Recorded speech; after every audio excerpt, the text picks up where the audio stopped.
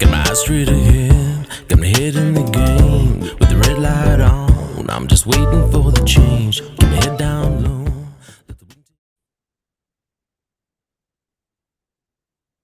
Okay, I heard about the story. I wasn't going to comment on it, but unfortunately, the more things come out about it, or the more articles get spread around about it, the more I read, you think, well, I've got to say something.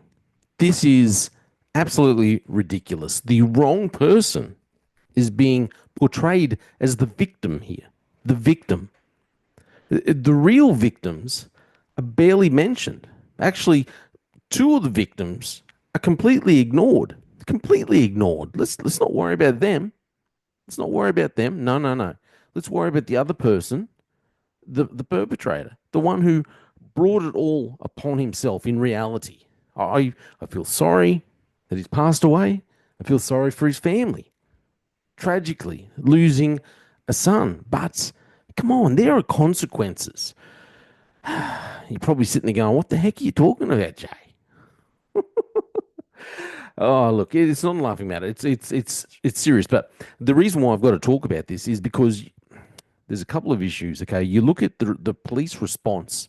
Let's keep in mind the police response when a police officer is involved in a shooting. Someone comes at them. This happens a lot in Queensland. They're confronted with someone with a knife. How often do you see the police reports and straight away the commissioner or whoever the senior officers are saying, police were there, they were defending themselves, they're just doing their job, they deserve to go home to.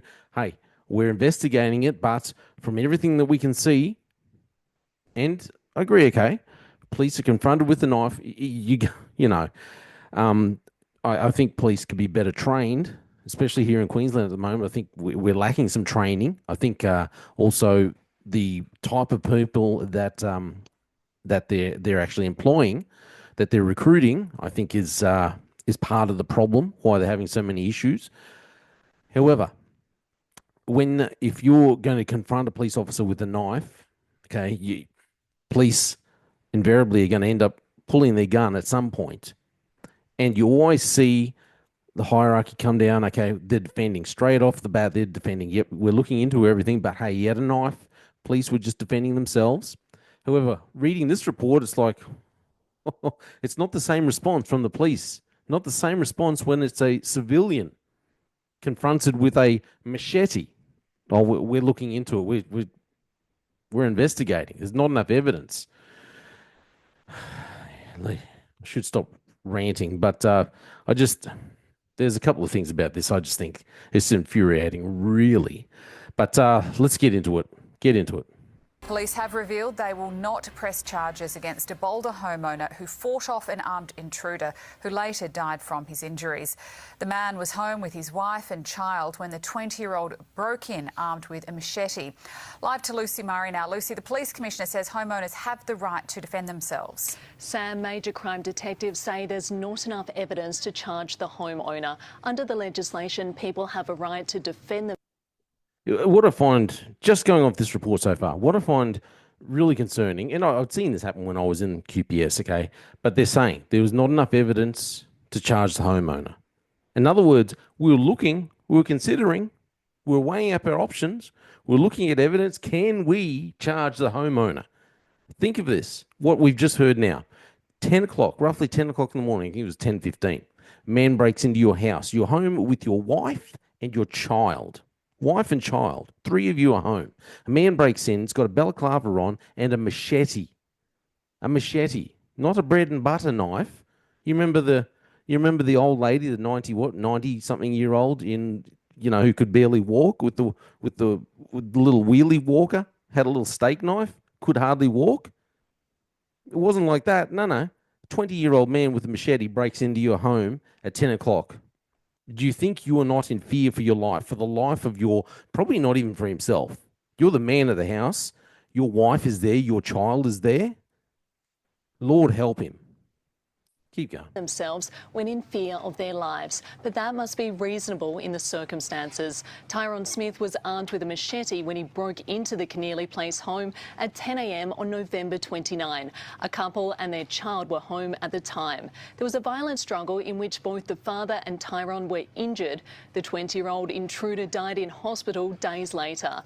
Now, Tyrone Smith's devastated family says no matter what unfolded, he should still be alive.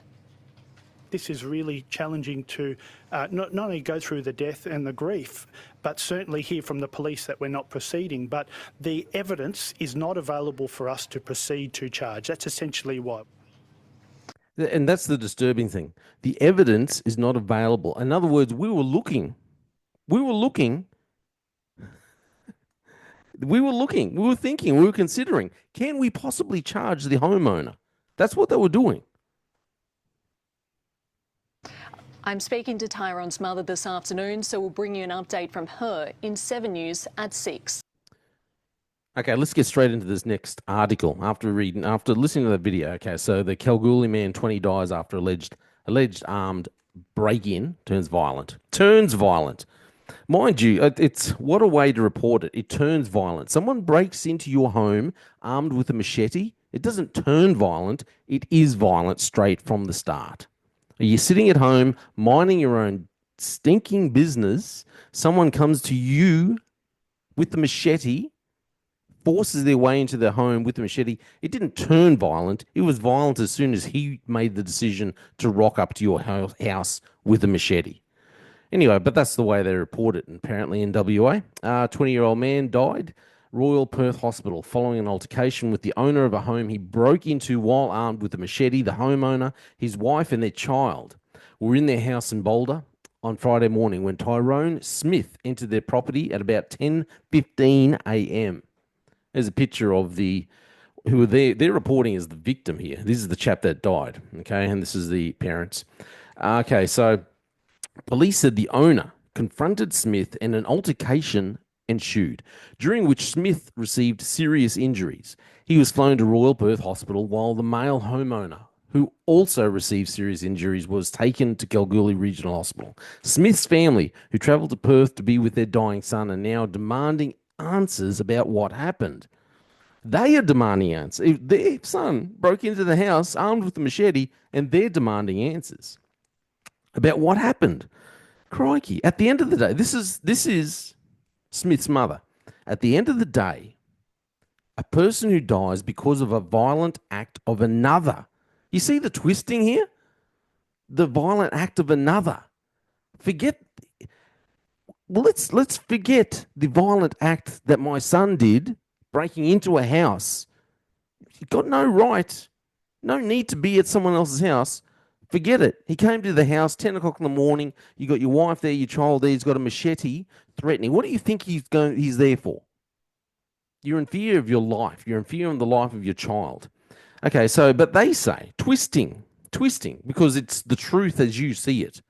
At the end of the day, a person who dies because of a violent act of another is the victim. It doesn't matter whether they are white or black. So we've got to throw in the race as well.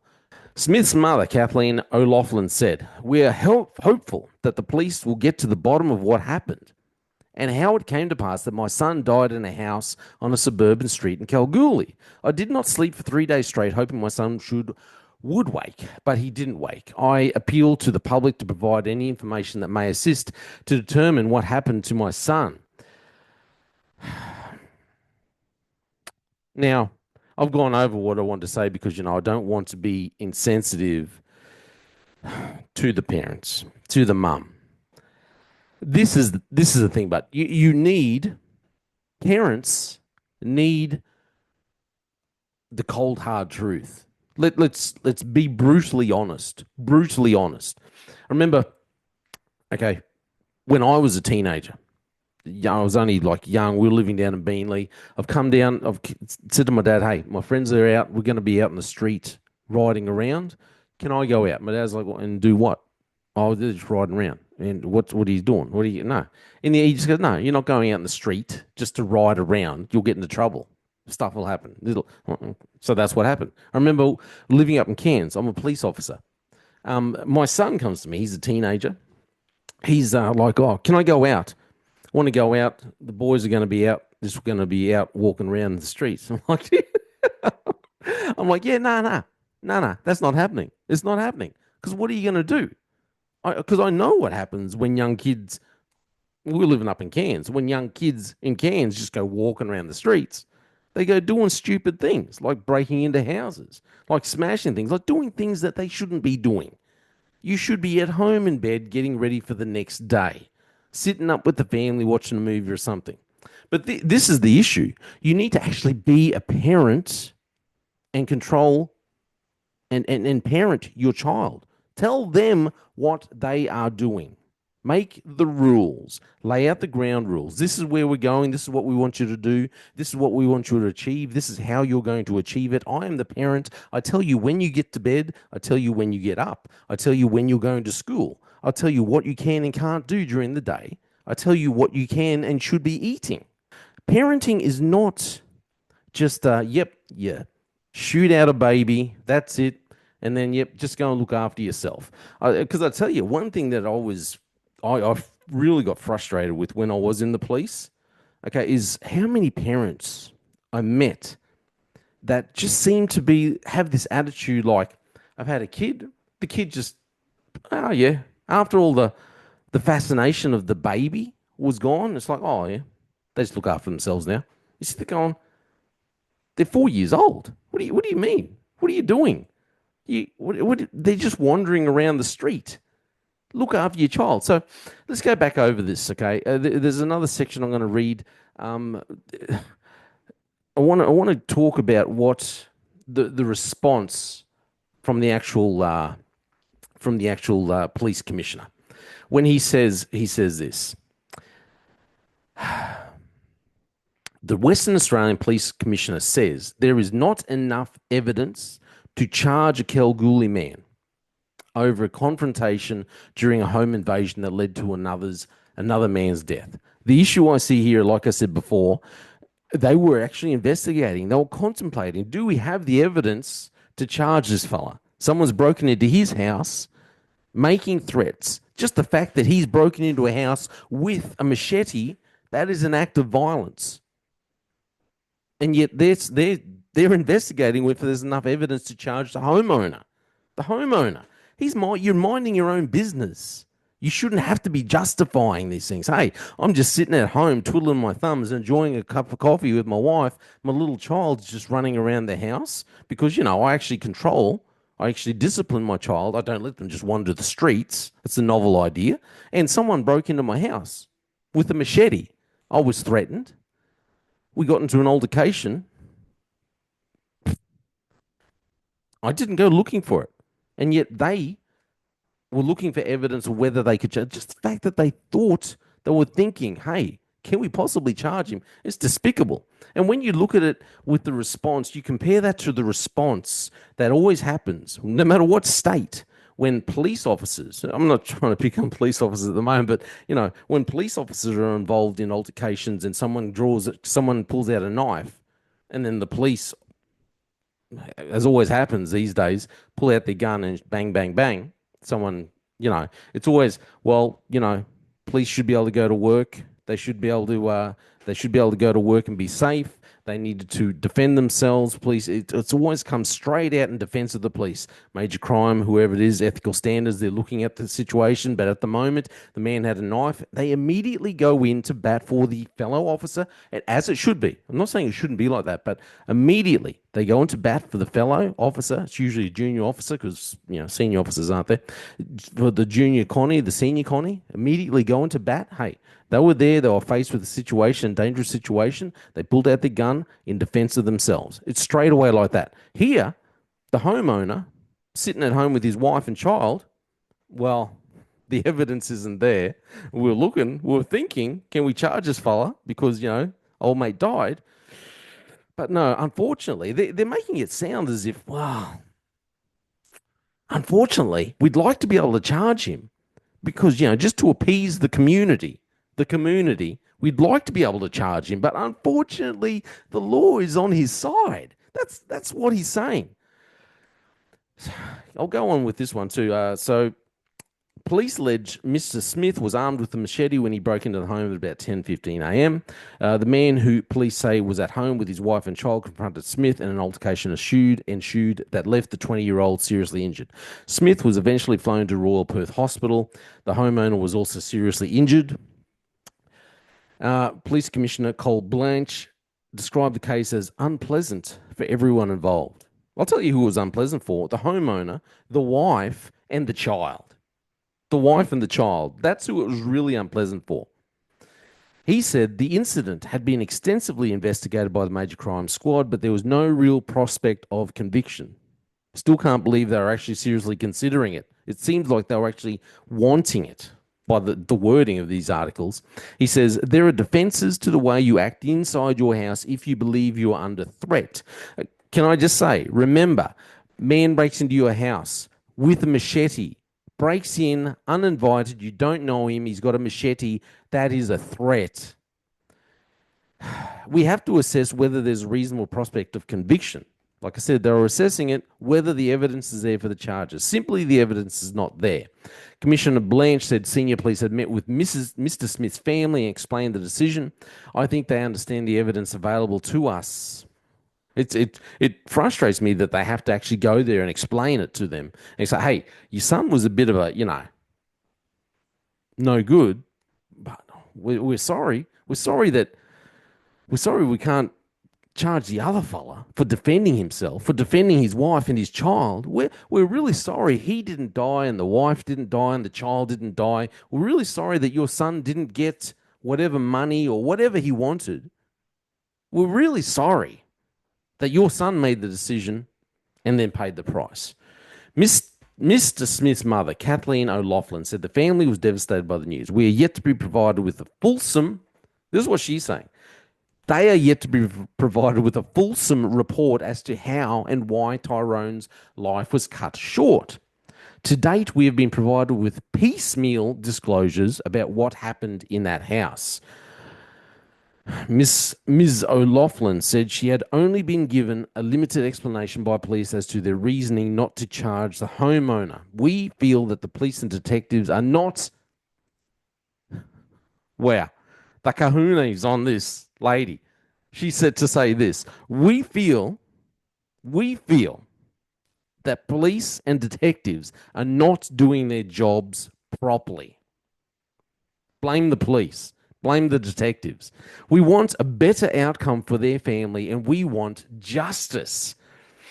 In other words, her son, who's the one who started the situation, made the decision, he is now the victim.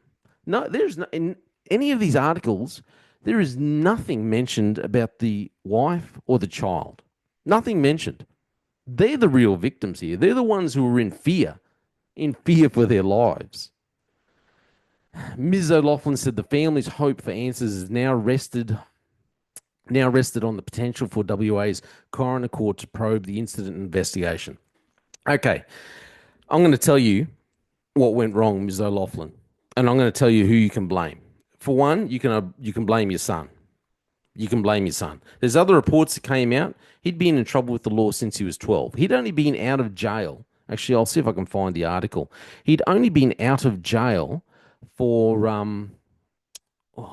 something like 20-something days.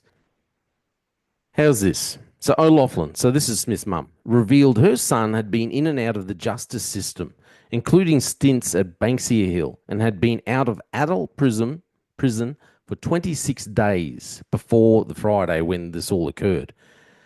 Advocate Jerry Georgitos said the family was meeting with WA Police's top brass on Wednesday. In terms of the context of passing, these questions need to be answered, and they'll be answered through the proper processes, but they need to be answered as fast as possible in every way permissible with the family, he said. In a press conference on Wednesday morning, WA Premier Roger Cook said he had not been briefed on the situation, but he understood a very violent set of circumstances. I urge everyone, please do not jump to conclusions, do not raise anxiety in the community. This is a police matter. But they'll get the facts and they'll present them to the community. Georgitos said Smith was not supported by the state's detention system. So it's not his fault. It's not the parents' fault. It's the state's fault, the state's detention system, because they hadn't supported him, which he had come into contact with as young as 12. If we're not going to support these kids and we're not going to support those unborn that will come, they will be in a worse predicament than their ones today and of their parents before. Okay, I'll go back. This is the problem. The victims here are the man, the homeowner, his wife. I'd say the wife and the child. They are the two biggest victims because they had to put up with this rubbish. They have someone, a wife with your child. You've got a man breaking in with a machete. That's disgusting. They are the victims, and no one's talking about them at all. Ms. Not married, Ms. O'Loughlin.